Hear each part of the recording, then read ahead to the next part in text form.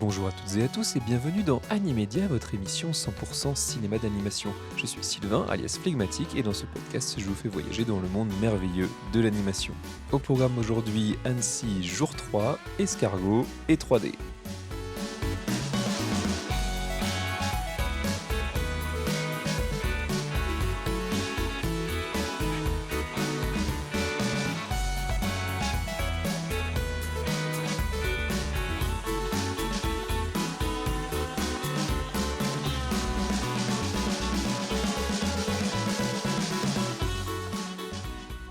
Salut la famille! Troisième épisode de cette excursion à Annecy pour Animedia, l'avant-dernier aussi, puisque mon festival à moi s'arrêtera jeudi matin, mais le festival, lui, continuera jusqu'à samedi, date de la remise officielle des prix. Et d'ailleurs, je continue mon petit bonhomme de chemin au niveau de la sélection officielle. Je ne pourrai malheureusement pas tout voir, mais je continue à cocher des cases, même rajoutant des films qui n'étaient pas prévus ces derniers jours. Tout ça en continuant de me faire plaisir sur quelques séances événements. Je vais bien sûr vous raconter tout ça en détail dans cet épisode. Avant d'attaquer par le vif du sujet, je voulais vous remercier. Merci à tous ceux qui m'ont fait des retours, qui ont partagé l'épisode un petit peu partout sur leurs réseaux sociaux. J'écoute évidemment tout ce que vous dites avec grande attention et je vous remercie bien sûr de vos partages. Je le dis, je le répète, épisode après épisode, mais c'est comme ça que Animedia grandira, arrivera à percer les sommets du podcast game cinéma et puis pourquoi pas viser encore un petit peu plus haut. Mais voilà, en attendant, merci beaucoup à tous. D'ailleurs, si vous voulez prolonger l'expérience Animedia sur ce festival d'Annecy, je vous invite à me rejoindre sur les réseaux sociaux, notamment Instagram, @Animedia Podcast, où je publie pas mal de stories pour raconter encore un petit peu plus en détail ma journée. Ici, vous avez l'audio, là-bas, vous avez les images, et à noter qu'Animedia est également disponible sur Twitter et Blue Sky. À chaque fois, mes DM sont ouverts, donc si vous voulez discuter cinéma d'animation ou autre, c'est avec grand plaisir. Il commence à se faire un petit peu tard ici à Annecy, puisque pour ne rien vous cacher, j'enregistre à la fin évidemment de toute ma journée de festival. Alors je vous propose d'attaquer tout de suite dans le vif du sujet. Au programme donc de cet épisode 3, 2 films en compétition officielle, Memoir of a Snail et Angelo dans la forêt mystérieuse, et une séance événement de Coraline en 3D. Allez, c'est parti, on attaque tout de suite.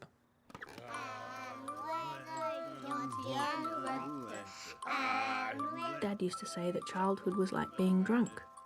Everyone remembers what you did, except you. Ha! Good one, Dad. But I remember everything.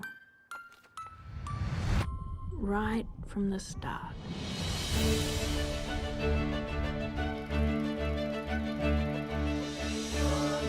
Our home. Happiness. Sadness. Perms. Nice hairdo. Dickhead. Love at first sight.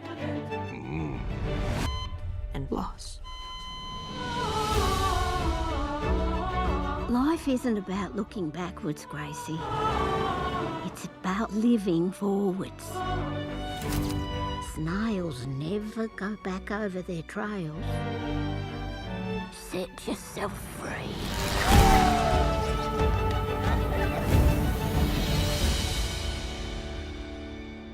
Ma première séance ce matin, c'était donc celle de Memoir of a Snail d'Adam Elliott, un film australien en stop motion. Et pour vous resituer un petit peu, Adam Elliott, c'est qui? C'est le réalisateur de Mary and Max, qui avait reçu en son temps le cristal du meilleur long métrage en 2009. Ex aequo d'ailleurs avec Coraline, dont je vais reparler un petit peu plus tard dans cet épisode. Mary and Max qui avait été plébiscité à l'époque un petit peu partout. C'était un premier long métrage pour Adam Elliott et il avait déjà trouvé clairement son style à base de stop motion en pâte à modeler. Si vous voyez un petit peu le style Hardman, voilà c'est Gromit, Shaun le Mouton, on s'en rapproche, mais avec un ton très très nettement différent qu'il a complètement conservé conservé dans Memoir of a Snail. Pour préciser, le film sera distribué chez nous par Wild Bunch. Il sortira le 17 octobre en Australie, mais n'a pas encore de date de sortie française. Au casting vocal, on retrouve dans les deux rôles principaux les voix de Sarah Snook, la Siobhan de Succession, et Cody Smith McPhee, qu'on a notamment vu récemment dans l'excellent Power of the Dog. Qu'est-ce que ça raconte, Memoir of a Snail? Eh bien, comme le titre l'indique, ce sont des mémoires, le récit d'une vie racontée en flashback, celle de Grace Puddle, qui vit seule à Canberra et qui revient sur son enfance, notamment avec son frère jumeau Gilbert. Et c'est là qu'on va voir tout de suite la patte d'Adam Elliott, puisque le monsieur aime bien nous raconter des histoires un petit peu douces amères, mais quand même avec beaucoup plus de tristesse et de mélancolie, mais quand même matinées de petits moments d'optimisme avec des personnages qui vont quand même réussir à voir le silver lining, comme on dit en anglais, c'est-à-dire le bon côté des choses, la petite lumière vraiment au milieu d'un tunnel d'événements quand même assez tragiques.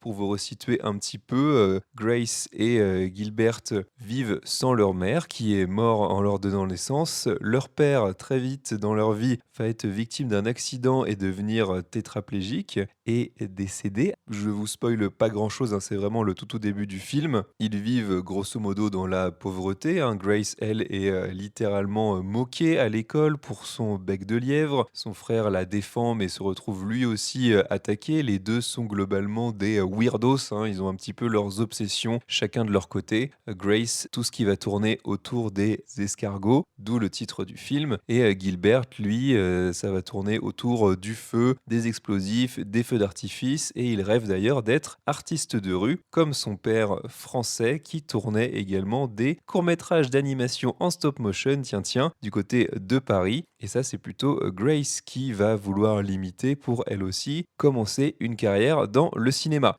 Vous vous en doutez si vous connaissez un petit peu le style d'Adam Elliott, si vous avez vu Mary and Max, tout ne va évidemment pas se passer comme prévu. Les événements dramatiques vont s'enchaîner et vraiment les péripéties ne vont pas être tendres avec ces deux personnages-là. On reste quand même globalement concentré sur le point de vue de Grace, qui va rencontrer assez rapidement une amie, une septuagénaire, octogénaire qui elle aussi est complètement marginale, qui est elle aussi loufoque, qui a une vie trépidante et qui va poser un regard un petit peu plus tendre, un petit peu plus sympathique sur cette Grace qui va elle se retrouver très très vite très seule. Alors dit comme ça fait film quand même un petit peu plombant, sauf que non. Et c'est ça la grande réussite de l'écriture à la Adam Elliott, c'est que malgré le fait qu'il arrive à ces personnages-là des éléments absolument tragiques qui mettraient à genoux n'importe qui, il arrive à le faire avec un ton un petit peu caustique,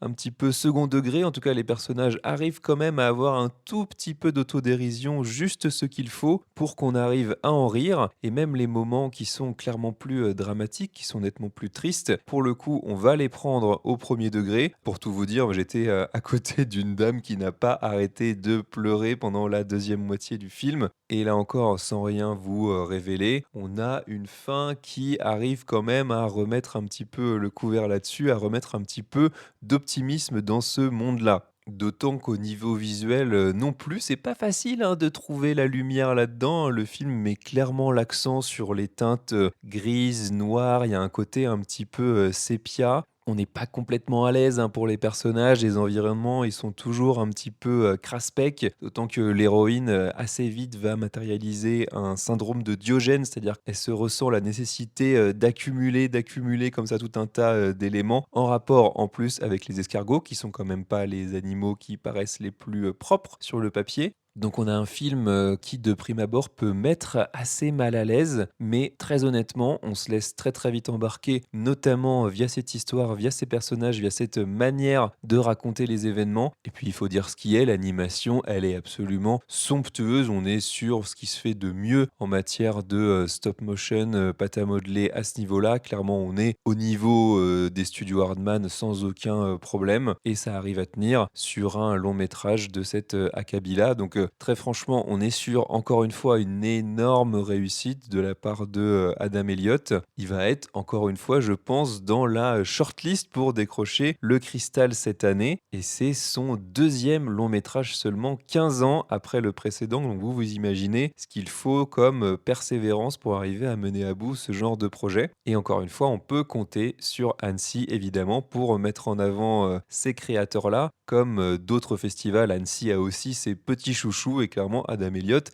ça en fait partie. On est très content de le revoir en forme, de le revoir en compétition et je ne serais pas étonné si, encore une fois, elle arrive à décrocher quelque chose. Il y a vraiment, vraiment un gros côté émotionnel qui fonctionne avec les gens, avec les spectateurs. Donc, même s'il ne décroche pas le cristal, vu la manière dont il a l'air de toucher les gens, dont il m'a touché moi aussi personnellement, hein, j'ai parlé de ma voisine, mais je ne faisais pas le fier non plus, ça clairement. Donc merci Adam Elliott et j'ai déjà hâte d'être à samedi prochain pour connaître le résultat. Après ça, une fois n'est pas coutume, j'avais une grosse coupure dans ma journée. Donc j'en ai profité pour, manger, voilà, qui est quelque chose que je n'avais pas encore fait, les midis sur, ce festival. Et ensuite, je suis allé faire un tour au, marché international du festival du film. Alors un tour, rapide, hein, j'ai prévu d'y, retourner, dès demain. Pourquoi je n'y étais pas encore allé avant? Eh bien parce que, ce marché, il est un petit peu à l'écart du reste du, festival qui se passe majoritairement dans le centre Bonlieu et dans le cinéma Pathé qui sont eux à vraiment à 5 minutes, à pied l'un de l'autre. Ce marché, il est à une bonne, vingtaine de minutes, du centre, mais, la marche est pas désagréable, hein. Il faut longer, le lac d'Annecy pour arriver, donc, même si aujourd'hui il faisait pas un temps exceptionnel, encore une fois, c'est plutôt, sympa de s'y rendre et surtout, il faut bien avouer qu'il y a une effervescence qui est assez dingue une fois arrivé là-bas. Même si ça fait un petit peu bizarre d'y arriver quand on a passé la majorité de son festival vraiment dans le centre, on gagne d'un coup en, âge, en expérience, hein. On sent que on n'est pas du tout sur le même genre de festivalier. Les gens sont clairement là pour, vendre des films, pour montrer leurs projets. On est clairement sur, des professionnels, là où sur le reste du festival, on va être beaucoup sur, bien des, journalistes, des, festivaliers grand public ou alors des étudiants qui sont là majoritairement pour voir des films et pour passer un bon moment. Là, on est clairement dans la partie business. Et alors pourquoi c'est assez fou? Parce que déjà, il y a une quantité de halls assez, ahurissante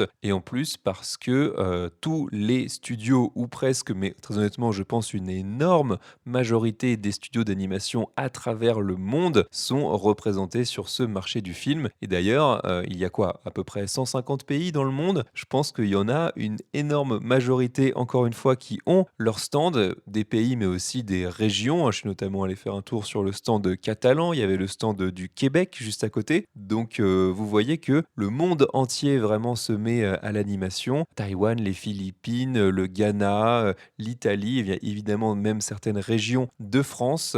Vous avez vraiment tous les marchés, tous les réseaux qui sont représentés, tous les genres aussi, hein, puisqu'on a évidemment des gens qui viennent, représenter, des films pour des longs métrages, mais on a aussi de l'animation télévisuelle, de l'animation de commande, de l'animation clairement pensée plus à destination d'un jeune public. Mais vraiment, le mot d'ordre, c'est la diversité. Et on voit que là encore, l'animation se décline sous tout un tas de formes.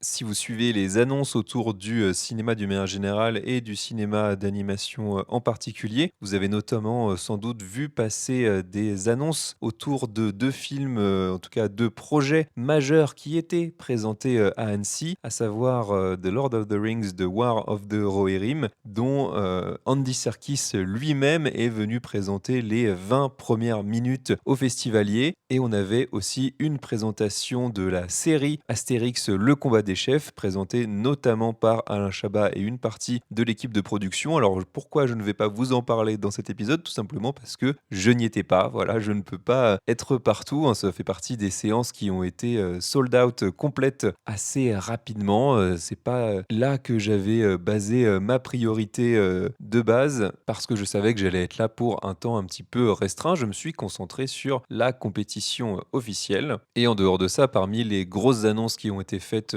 aujourd'hui, nous avons notamment eu le premier trailer de la saison 2 d'Arcane, qui sortira en novembre, sans plus de précision, mais m'est avis que la date précise ne devrait pas tarder. D'ailleurs, Fortiche, le studio français derrière la série, faisait partie clairement des gros noms invités sur cette édition d'Annecy et ils en ont profité eux aussi pour annoncer un tout premier projet de long métrage qui s'appellera Penelope of Sparta. Alors le projet a l'air assez fou, assez démesuré et assez ambivalent. Il mélange quand même pas mal de genres, hein, un peu dans la tradition, mine de rien, de ce qu'a déjà fait Fortiche et de ce qu'est déjà Arcane, hein, qui est quand même un sacré mélange des genres. Et bien là, on sera entre la comédie dramatique de lycéens et l'aventure de science-fiction. Tout ça matiné de mythologie grecque avec donc ce personnage de Pénélope. On n'en sait pas encore beaucoup plus pour l'instant. On n'a pas vu d'images qui bougent, hein, j'ai envie de dire, juste un tout premier artwork. Pas de date de sortie encore non plus. Mais voilà, Fortiche au cinéma, est-ce que c'est pas tout ce qu'on avait envie de voir finalement? Coraline Jones always dreamed of finding a better world.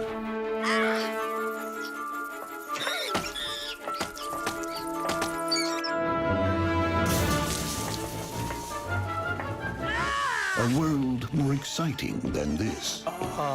But never did she imagine that she'd discover it in her own home.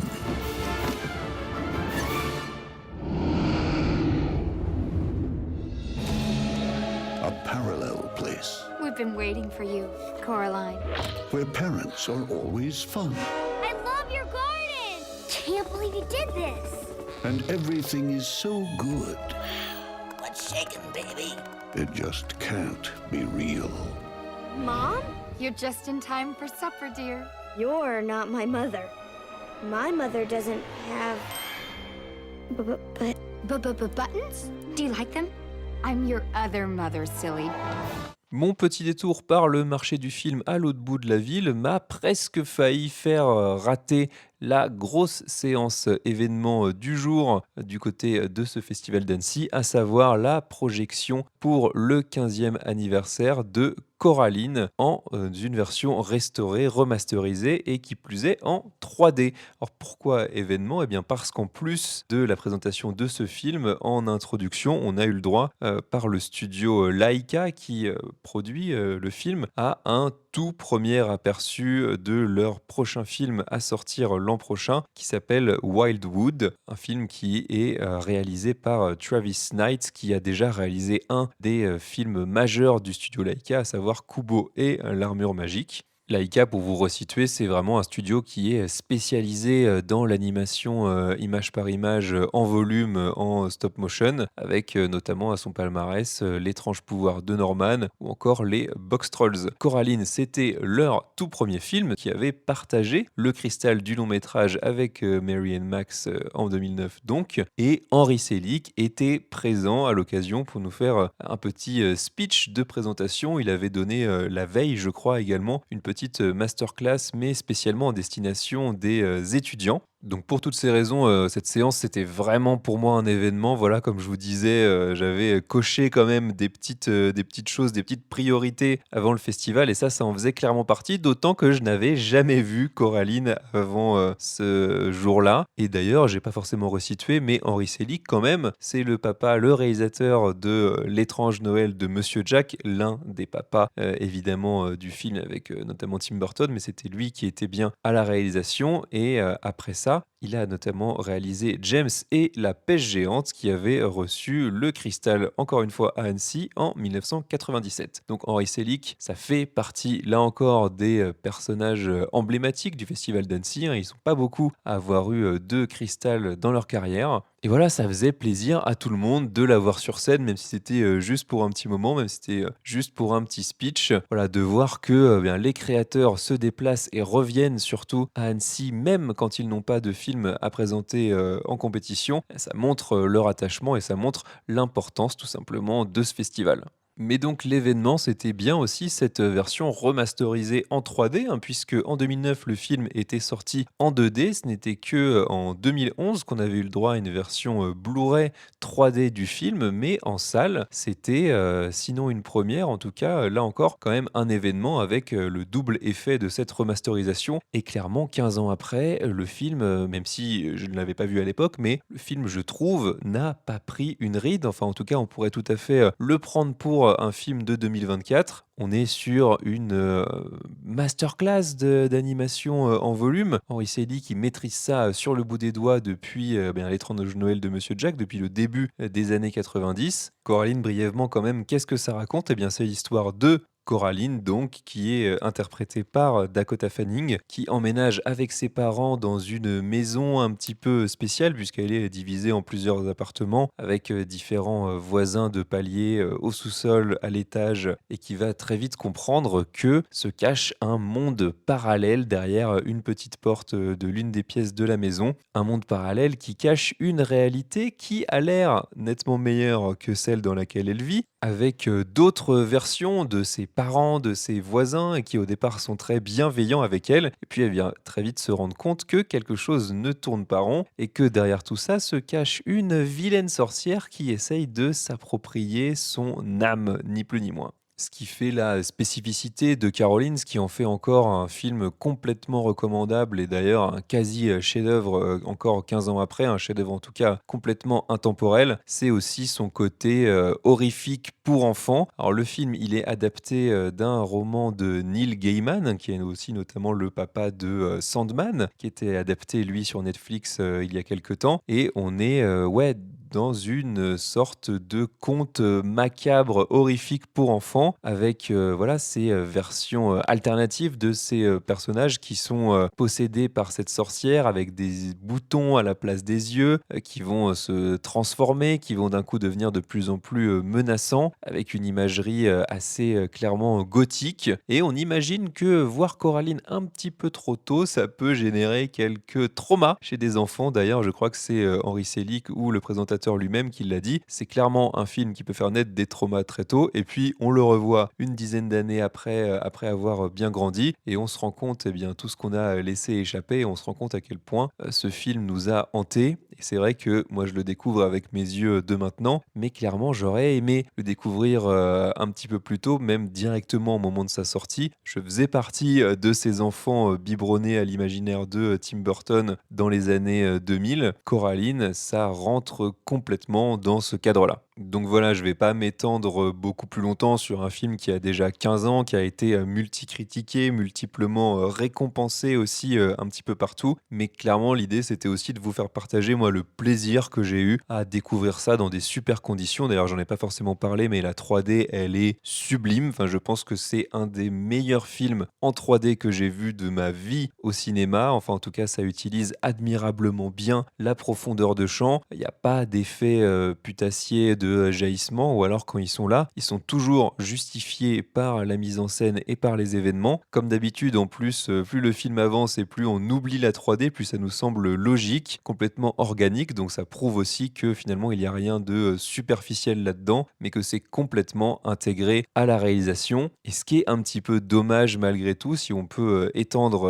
un petit peu le contexte, c'est que depuis Coraline, Henry Selick n'a réalisé qu'un seul film, qui était sorti sur Netflix pour Halloween 2022 dans l'indifférence générale. D'ailleurs, j'en avais absolument pas entendu parler. Ça s'appelle Wendell et Wild, et c'est une coproduction Jordan Peele avec Jordan Peele et Keegan-Michael Key. Et de ce que j'ai pu entendre par-ci par-là, c'est un petit peu foutraque et pas complètement au niveau de ce qu'on est en droit d'attendre dans Selick. Alors, je ne l'ai pas vu, donc je vais pas forcément vous donner moi mon avis, mais les premiers retours m'avaient pas forcément donné envie d'y jeter un œil, et ça c'était arrivé 13 ans après Coraline, comme quoi on peut même dans ce milieu-là arriver avec un film qui justement se retrouve multi-récompensé, salué aussi bien par la critique que par les spectateurs, hein, puisque les résultats au box-office avaient été très très corrects, et malgré tout galérer derrière à mener à bien ses projets. On souhaite vraiment de tout cœur à Henry Selick qu'il rebondisse. On a envie de le revoir en pleine forme, en pleine possession de ses moyens, avec un budget confortable, mais surtout au cinéma avec un projet ambitieux. En attendant, vous pouvez toujours redécouvrir Coraline un petit peu partout. Pourquoi pas dans cette version Blu-ray 3D, hein, si vous avez l'équipement, moi je ne peux que vous la conseiller, hein, là, vraiment comme je vous l'ai dit, la réalisation déchire sa mère et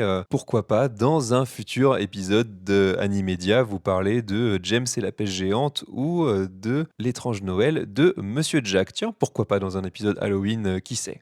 Angelo présente les aventures d'Angelo l'aventurier. Je vais devoir traverser cette jungle hostile où le danger est partout. Angelo, dépêche-toi de déjeuner, il va te brosser les dents. Salut Sophie, ça va? Tati a appelé. Mémé a fait un malaise. Il faut se dépêcher d'aller la voir. Pause pipi pour tout le monde. Allez, on y va. Tout le monde est là? Ouais. Revenez! Vous m'avez oublié! Je vais finir ma vie au milieu des ordures. Écoute la petite voix au fond de toi. Elle te dira toujours ce que tu dois faire. Un aventurier retrouve toujours sa mémé. J'arrive, mémé!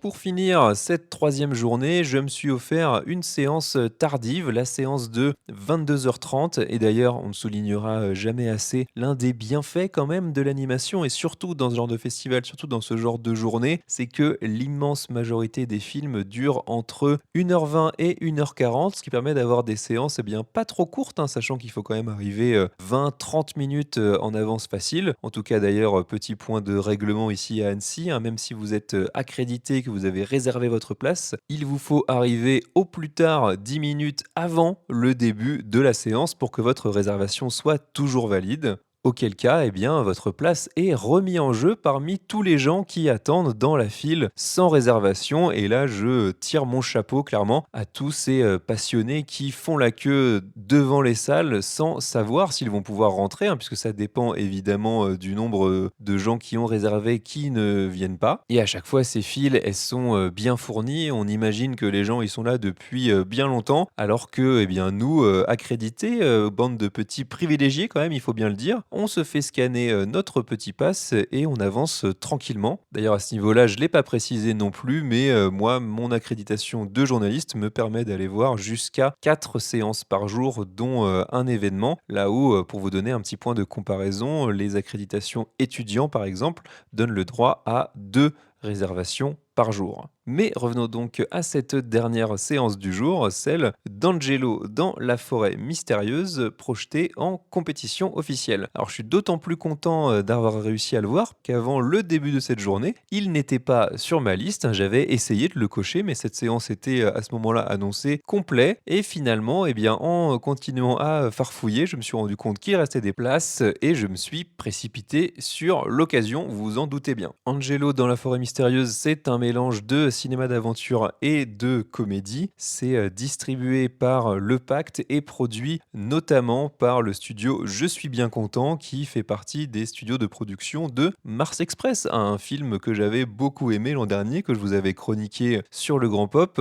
Et d'ailleurs, Je suis bien content fait partie de ces studios qui ont accompagné les projets de Jérémy Perrin, puisqu'ils ont également produit la série Last Man, ainsi que Avril et Le Monde Truqué, qui avait reçu là encore le cristal du long métrage à Annecy. Décidément, c'est vraiment l'épisode des cristaux de long métrage, et qui avait également produit Persepolis. D'ailleurs, parmi les 2 réalisateurs du film, on retrouve Vincent Paronneau, l'un des co-réalisateurs de Persepolis avec l'autrice Marjane Satrapi, ainsi que Alexis Ducor, qui lui était à la co-réalisation de Zombielenium. D'ailleurs ici, c'est Vincent Paronneau qui adapte sa propre bande dessinée Angelo dans la forêt mystérieuse, qui avait été paru en 2016. Qu'est-ce que ça raconte en quelques mots? C'est l'histoire d'Angelo qui va se retrouver perdu dans la forêt mystérieuse. Non, je vais quand même détailler un petit peu. C'est Angelo et sa famille qui vont aller à la rencontre de sa grand-mère qui est annoncée mourante.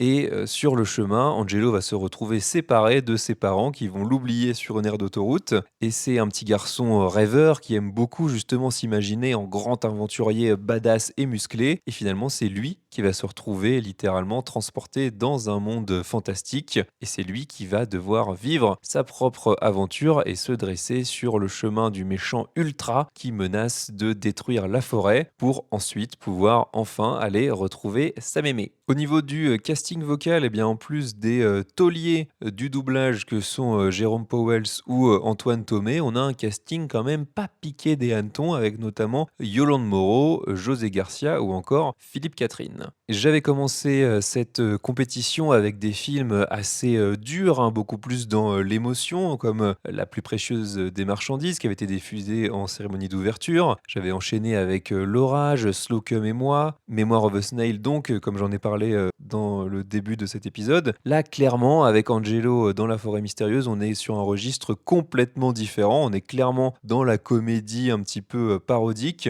puisqu'on va avoir des décalages permanents entre les personnages et les situations qu'ils vivent, avec un mélange entre animation 3D et animation 2D pour représenter des moments fantasmés par le personnage. D'ailleurs, à ce niveau-là, le film commence tambour battant par une scène d'intro exceptionnelle, j'ai pas peur de le dire, où on va avoir justement ce personnage d'Angelo qui va vivre une aventure folle au petit déjeuner en imaginant des aventures avec son alter ego badass, hyper viriliste. Donc on a ce décalage absurde entre des situations du quotidien absolument banales et l'imagination foisonnante d'un enfant. Et d'ailleurs, je trouve que, pour aller tout de suite un petit peu dans le négatif, le film ne s'en relève pas complètement puisque finalement, il finit par changer un petit peu de registre pour se retrouver sur une aventure un petit peu plus classique. Alors certes, toujours plaisante, hein, avec là encore un registre de l'humour qui fonctionne assez bien, mais vraiment un enchaînement de péripéties, mais malgré tout, qui n'arrive pas forcément à suivre le rythme complètement effréné de cette scène d'intro. Alors, vous allez me dire, si le film avait duré comme ça, même pendant 1h20, on aurait peut-être fini un petit peu rincé et on se doute que le film aurait mis peut-être un peu plus de temps à se faire. Mais c'est vrai qu'on peut attendre, après cette scène d'ouverture, que le film reste sur cette tonalité tout du long. C'est pas complètement le cas. C'est un petit peu plus balisé et un petit peu plus classique par la suite, avec une structure vraiment de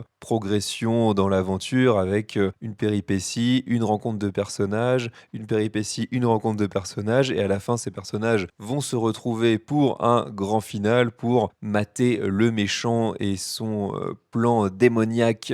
Mais franchement, on va pas bouder notre plaisir. Je n'ai pas boudé mon plaisir durant toute cette séance, hein. Je me suis quand même bien marré et ça faisait plaisir de terminer la journée avec un film sur un ton un petit peu plus léger pour voilà, contrebalancer cette compétition qui par ailleurs, je trouve, arrive à garder un niveau toujours aussi élevé. J'ai quelques réserves, voilà, je vous l'ai dit sur le film, mais très franchement, c'est un super moment à passer et je ne peux que vous le conseiller. J'en reparlerai peut-être au moment de sa sortie le 23 octobre prochain.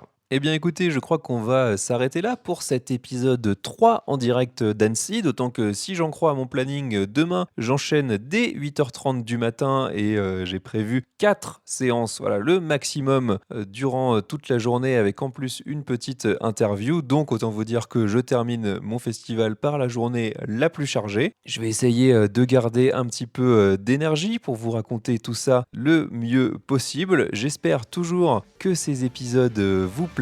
Si c'est le cas, eh bien n'hésitez pas à en parler autour de vous, à partager, à commenter, à liker. Vous êtes pas mal à l'avoir déjà fait spontanément et encore une fois, je prends le temps pour vous remercier. Vous êtes de plus en plus nombreux à écouter le podcast et ça me fait vraiment chaud au cœur.